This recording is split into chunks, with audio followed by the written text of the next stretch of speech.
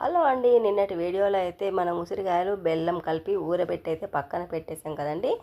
ఇది 24 అవర్స్ నానిన తర్వాత అయితే మరుసటి రోజుకైతే ఇలా చక్కగా కరిగిపోయిందండి. ఇంకా ఉసిరికాయలో ఉన్న ఒగరు ఇంకా విటమిన్స్ మొత్తం ఇంకా బెల్లము కరిగిపోయి అయితే ఇలా ఫామ్ అయిపోయిందండి, లిక్విడ్ లాగా. అయితే ఆ లిక్విడ్ని మనం ఎంత క్వాంటిటీలో కావాలో అంత క్వాంటిటీలో తీసుకొని ఇలా మనకి స్వీట్కి సరిపోయే అన్ని వాటర్ వేసుకొని ఇంకా తాగేయడమేనండి. ఇంకా ఆమ్లా షర్బత్ అన్నమాట అండి. ఇంకా చాలా టేస్టీగా ఎమ్మీగా చాలా బాగుంటుందండి. ఇంకా హెల్త్ కూడా చాలా మంచిదండి.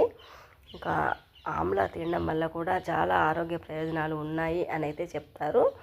ఇంకా మనం బెల్లం వాటరు అన్నీ తాగేసిన తర్వాత మరి ముక్కలు ఏం చేయాలి అనే డౌట్ అయితే వస్తుంది కదండి అందరికీ కూడా.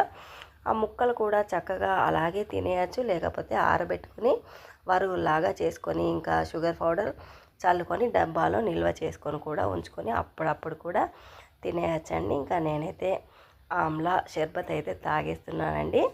ఇంకా చాలా బాగుంటుందండి. ఇంకా మీరు కూడా ఒకసారి ట్రై చేసి చూసి ఎలా ఉందో అయితే కామెంట్ బాక్స్లో కామెంట్ చేసేయండి. మరి ఉంటానండి, నెక్స్ట్ వీడియోలో మళ్ళీ కలుద్దామా. మరి మన అను కేర్ ఆఫ్ శ్రీను ఛానల్ అయితే 1000కి అయితే రీచ్ అయిపోయిందండి.